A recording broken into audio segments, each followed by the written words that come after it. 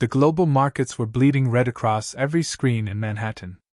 By 9:47 a.m., $15 trillion in wealth had simply vanished, erased by lines of code and cascading panic. In the heart of the financial district, the 53rd floor of Berkshire Capital was a war room dressed in Italian marble and polished glass. Moses Berkshire had built his empire on days like this, when the weak faltered and the ruthless thrived. His trading floor gleamed even in crisis. Floor-to-ceiling windows framed a skyline of glass and steel monuments to wealth, while inside, hundreds of monitors streamed real-time carnage from every corner of the global economy. The main display dominated an entire wall, its 3-foot letters blazing a single devastating truth: global markets crash minus 15%. Red numbers cascaded down screens like digital blood, each percentage point representing fortunes lost, careers ended, dreams destroyed. Phones rang in overlapping symphonies of desperation. Young analysts in $1,000 shirts shouted positions across rows of terminals. The air conditioning system, despite its best efforts, couldn't quite mask the sharp metallic scent of fear mixing with expensive cologne. Moses stood at the center of it all, salt and pepper hair perfectly styled, his $8,000 suit without a single wrinkle. While others panicked, his cold blue eyes calculated opportunity. This was his kingdom, and even as it burned, he remained untouchable. Then the glass doors opened, and everything changed. She couldn't have been more than 10 years old. A small black girl with her hair pulled back in 2 puffs adorned with colorful beads that clicked softly when she moved. Her faded beige t-shirt had been washed so many times the original color was a memory, and her jeans bore holes that spoke of poverty, not fashion. In one hand she clutched a piece of paper that had been folded and unfolded so many times it was soft as cloth, its creases deep as scars. The girl moved through the chaos with the determined precision of someone who had rehearsed this moment in her mind 100 times. Past traders in Italian leather shoes. Past assistants carrying tablets worth more than a month's rent. Past desks of polished mahogany where fortunes were made and destroyed with keystrokes. She walked as if she belonged, even though everything about her screamed that she didn't. Diane Wright stopped directly in front of Moses Berkshire, looked up at the man whose face she'd only seen in old photographs her grandmother kept hidden in a drawer, and spoke the words she'd been practicing all morning. "Excuse me, sir," she said, her voice clear and rehearsed, cutting through the noise of a crumbling empire. "I just want to check my current stock price." For a moment, Moses's phone hung suspended between his ear and his side. Then, slowly, his lips curled into something that wasn't quite a smile. Around them, the nearest traders fell silent, sensing entertainment. The girl stood there, waiting, holding her worn paper like a shield. Moses Berkshire threw back his head and laughed, a sound of pure condescension that echoed across the trading floor, drawing attention from every corner of his kingdom. He had no idea that in approximately 90 seconds, that laughter would die in his throat, replaced by something he hadn't felt in 30 years. Terror. Moses's laughter faded into something sharper, a smile that didn't reach his eyes. Around them, traders had abandoned their phones, sensing the kind of entertainment that broke the tension of a $15 trillion bloodbath. A child on the trading floor. A girl in rags asking about stocks. It was absurd enough to be fascinating. "You want to check your stock price?" Moses repeated, his voice carrying across the marble and glass. He glanced at his audience, young wolves in expensive suits who watched with barely concealed grins. This would be a story they told for weeks. "Well, we can't have our valued investors waiting, can we?" He gestured toward the nearest terminal with exaggerated courtesy, the kind of mocking politeness reserved for people you intended to humiliate. "Right this way, miss. Let's see what we're working with." Diane followed him to the gleaming workstation, her worn sneakers silent on the polished floor. Moses settled into the leather chair, his fingers hovering over a keyboard worth more than most people's monthly salary. Behind him, a small crowd had gathered, analysts and junior traders, all watching, all smirking. They knew what was coming. Some poor kid with a lemonade stand mentality, about to learn how the real world worked. Children thinking they're players in a grown-up world, Moses thought, pulling up the account access screen. This will be amusing. A teaching moment? Maybe she'll cry. Maybe she'll run. Either way, it'll remind everyone here what separates fantasy from reality.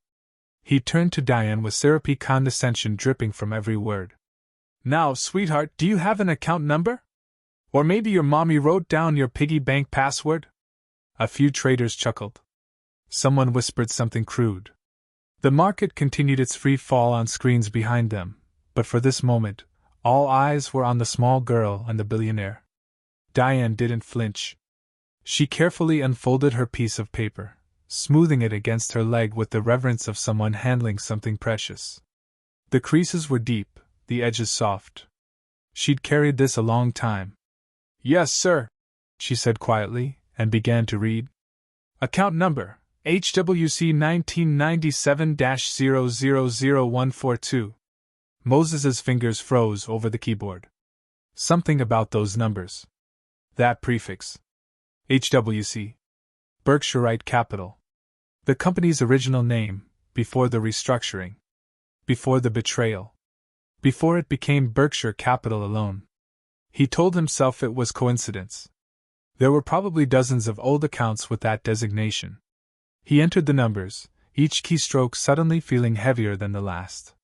The screen began to load.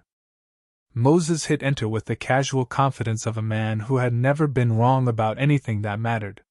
His dismissive speech was already forming in his mind, something about the importance of understanding markets before playing dress-up as an investor. Something cutting enough to entertain his audience but not quite cruel enough to seem unprofessional. He was a master at that balance. The screen flickered. Data populated field by field, the system pulling records from archives Moses hadn't thought about in years. His smirk remained fixed on his face, that expression of patient condescension he perfected over 3 decades of making people feel small. Then the numbers appeared. Berkshire Capital Class of Founding Shares. Shares held, 2,300,000. Current market value, $847 million. The smirk stayed frozen on Moses's face, but everything behind it had stopped working. His brain refused to process what his eyes were seeing.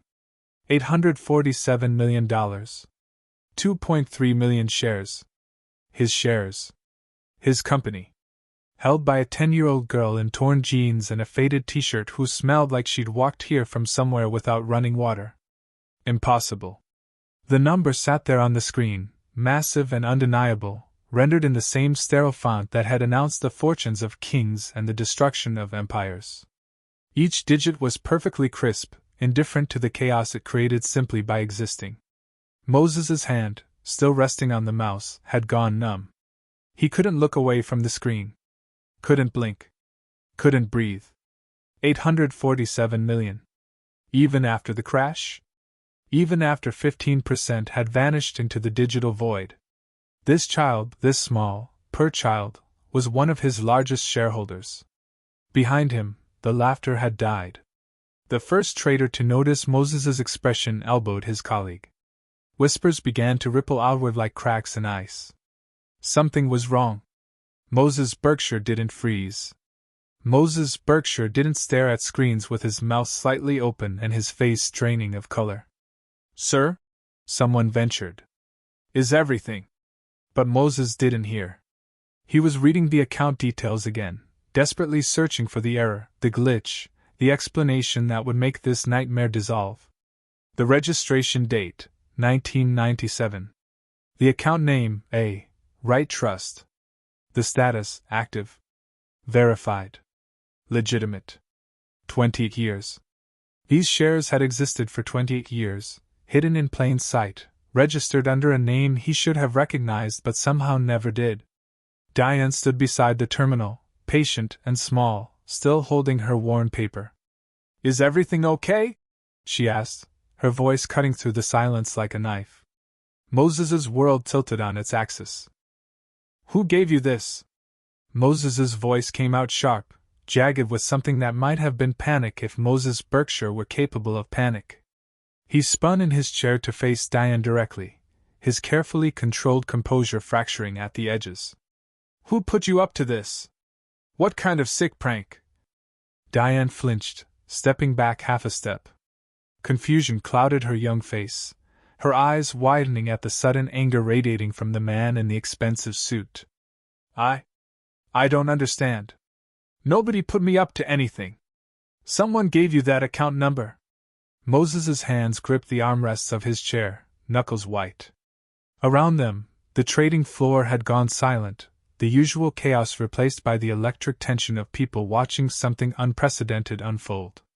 Someone told you to come here, to say those exact words. My grandma gave me the paper.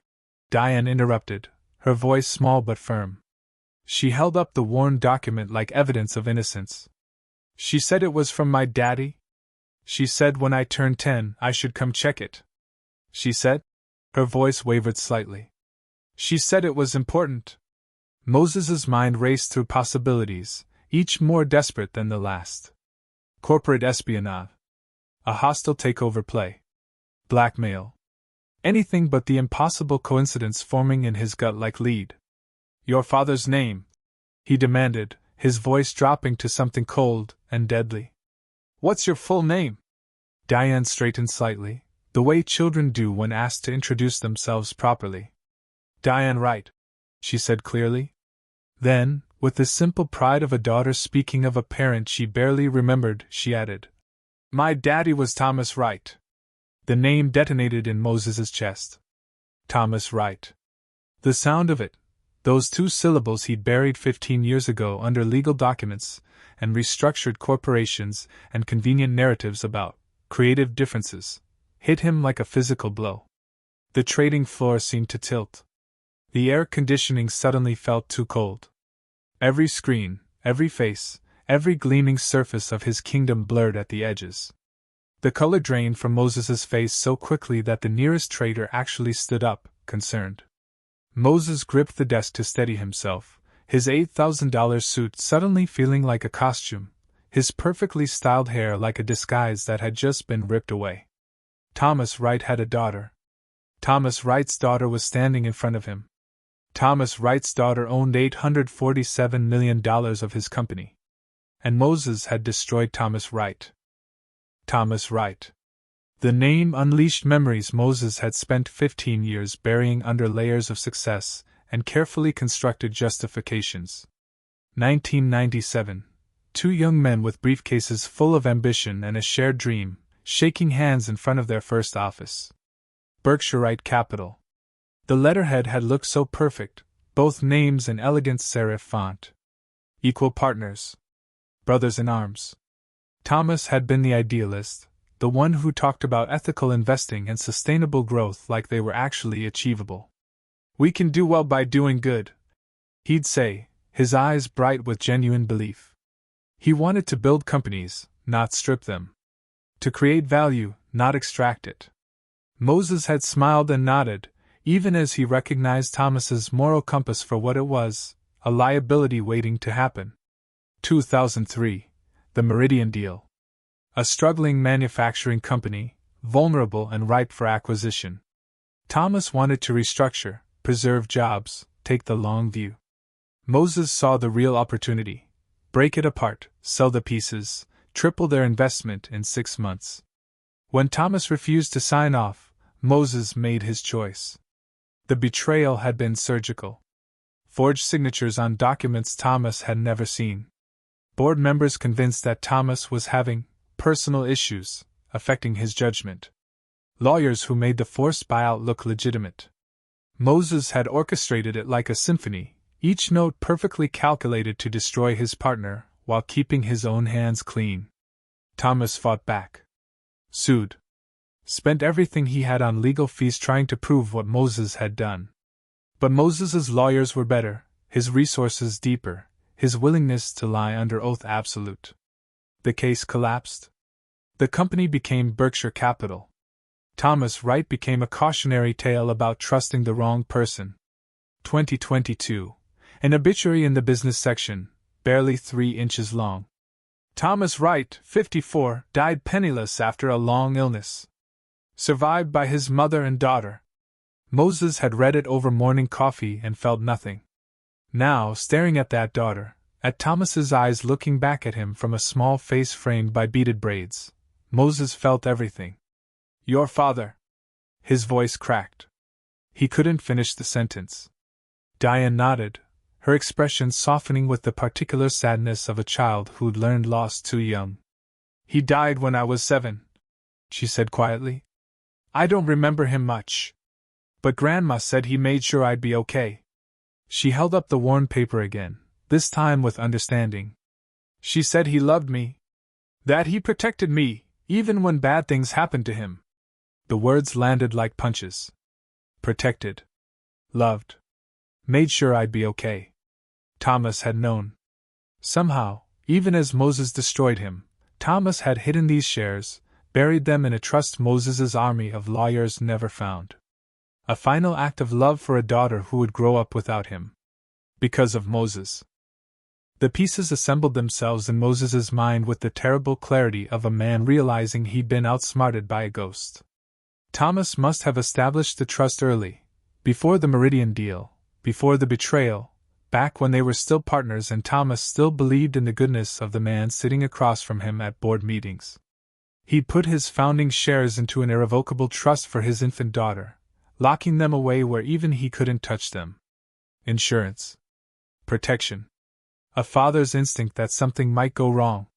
The trust had been designed to vest when Diane turned 10 or when she chose to access the account. A decade of waiting. A decade of those shares existing in legal limbo, untouchable and invisible. Moses's lawyers had been thorough, ruthless, even. They traced every asset, frozen every account, documented every share Thomas owned. But they'd looked through company records, corporate filings, business attorneys. Thomas had been smarter than that. He'd used his family's attorney, someone outside the corporate world, someone Moses would never think to investigate. The trust had been registered through a small practice in Queens, filed in paperwork that never crossed Moses's desk. And the shares, the shares, had survived everything. Every restructuring, every merger, every cosmetic change Moses made to distance the company from its origins. Because they were registered to a right trust. Anonymous. Bureaucratic. Just another line item in transfer agent records that spanned decades. Moses had seen that designation 100 times and never made the connection. Never thought to ask. Right was a common name. A coincidence. Except it wasn't. Moses's eyes returned to the screen, to the number that refused to shrink no matter how many times he blinked. 2.3 million shares. Nearly 15% of his company. This child, this 10-year-old girl in worn clothes who smelled like poverty, was one of his largest shareholders. And today, of all days, she'd walked through his doors. The market was down 15%. The Blackstone Group had announced a hostile takeover bid 3 weeks ago. Moses's allies on the board were wavering. His enemies were circling, sensing weakness, preparing for the kill. He needed every loyal shareholder, every vote, every fraction of support to survive what was coming. Diane Wright owned his fate. If she sold her shares, if someone convinced her grandmother to liquidate, to take the cash and run, the stock would crater. If the hostile bidders approached her, offered her a premium, promised her security, Moses was finished. The girl who held his future in her small hands didn't even know what shares were. The whispers had spread across the trading floor like contagion.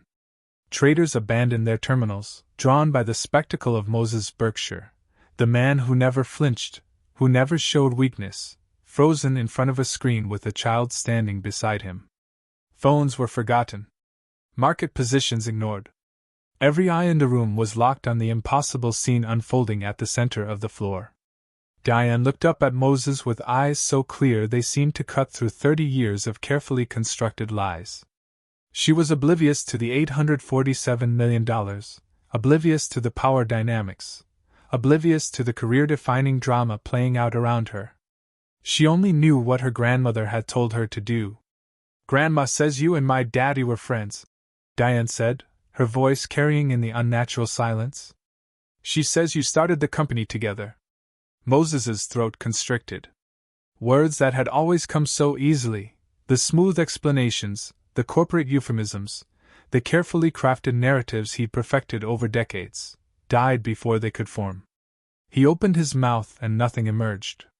Diane continued, her tone still innocent but carrying the weight of a truth she didn't fully understand. But Daddy lost everything, and you kept it all.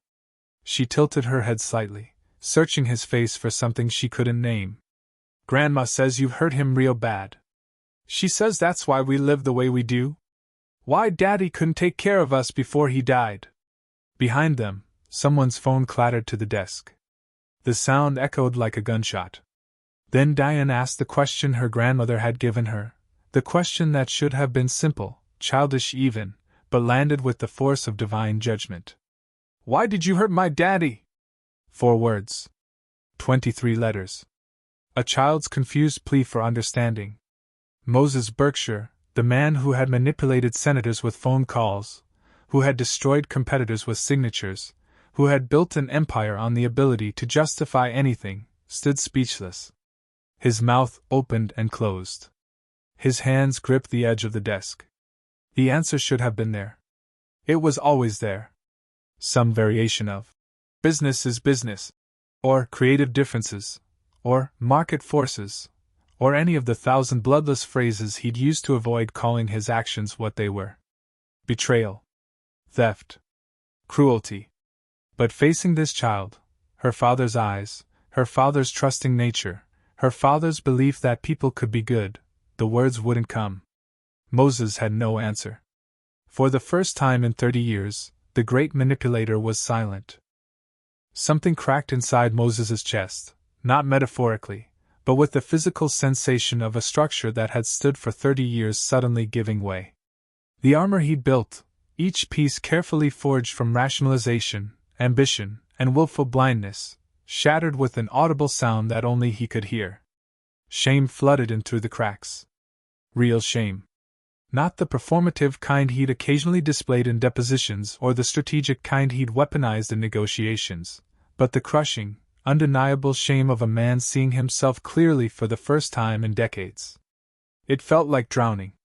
Like being buried alive under the weight of every choice he'd made, every person he'd destroyed, every time he'd chosen power over decency.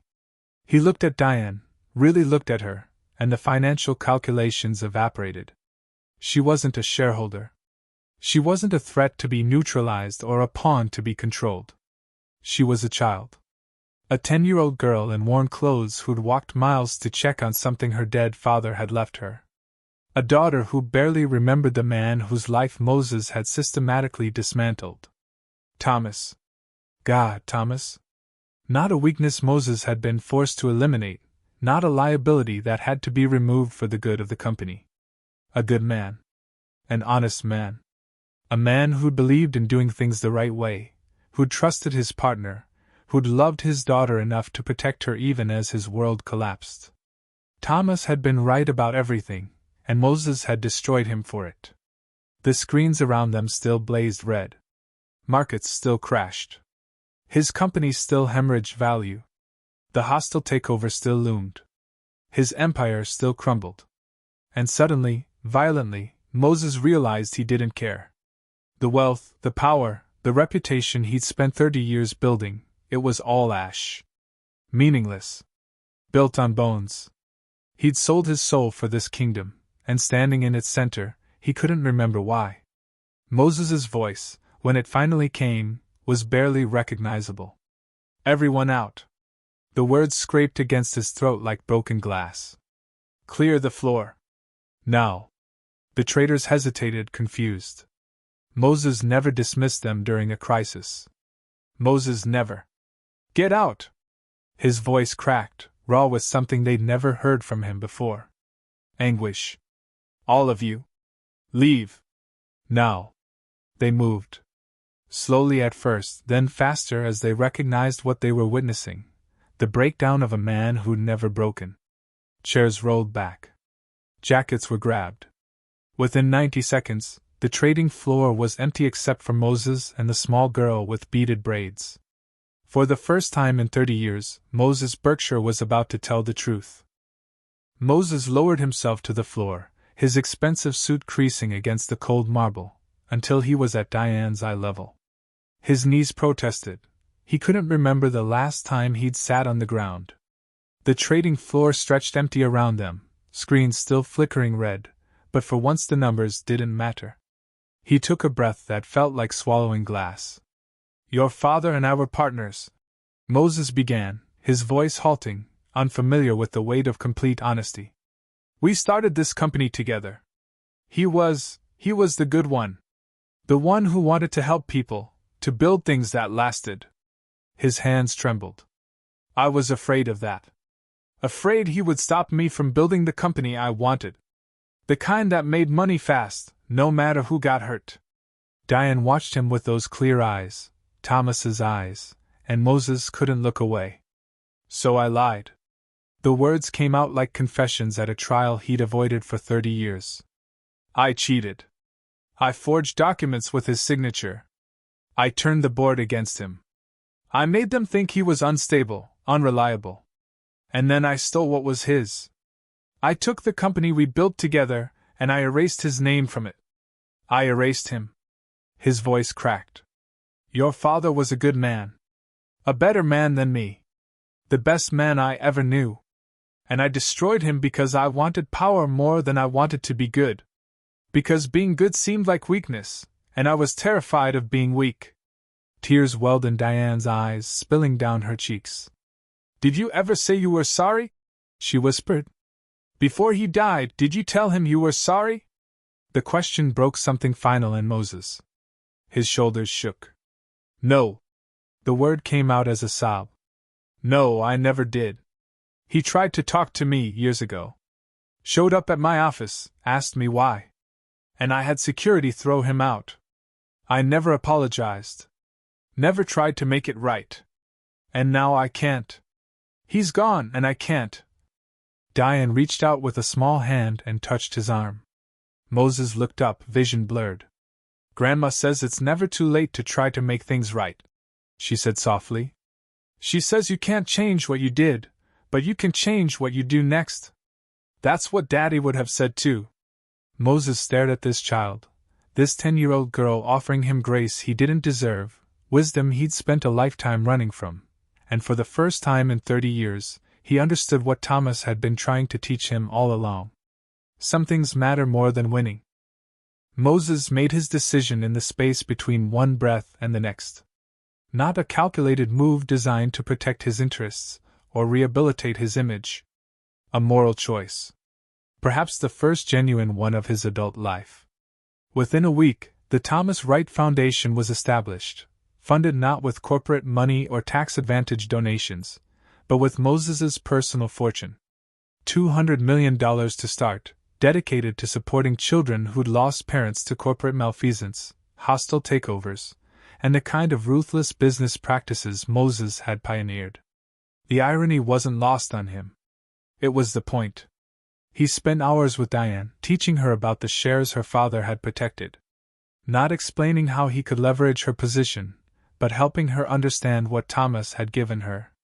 He connected her with independent financial advisors, people he'd never worked with, who had no loyalty to him, and made sure they understood their only obligation was to Diane's interests, not his survival. Then came the hardest part. Moses called a press conference and told the truth. No spin, no corporate language, no lawyers crafting careful statements. He stood before cameras and acknowledged what he'd done to Thomas Wright 15 years ago. The betrayal. The forgery. The systematic destruction of a good man. His reputation, carefully cultivated over 3 decades, died in 12 minutes of brutal honesty. The board called for his resignation within hours. The hostile takeover gained momentum. Berkshire Capital's stock plummeted further as investors fled a company whose founder had just admitted to fraud. Moses's empire crumbled in real time across the same screens that had once proclaimed his genius. He watched it happen and felt something like relief. 30 years. He'd spent 30 years building a fortune that meant nothing, accumulating power that brought no joy, winning MOSCCs that tasted like ash. In one morning, a 10-year-old child had taught him what Thomas had tried to show him decades ago, but he'd been too blind to see. True wealth wasn't measured in dollars, market cap, or shares. It wasn't counted in skyscrapers bearing your name, or senators returning your calls. It was measured in the lives you healed, the wrongs you tried to right, the dignity you extended to every person, especially those you'd harmed. Moses had been poor his entire life and never knew it. The final image of that day stayed with him forever. Moses and Diane leaving the trading floor together as the markets continued their death spiral behind them. Red numbers cascaded across screens he'd spent a lifetime watching, but for once, Moses's eyes weren't on the data. He was listening to Diane talk about her father, about the bedtime stories Thomas used to tell, about his laugh, about the way he believed people could be good if they tried.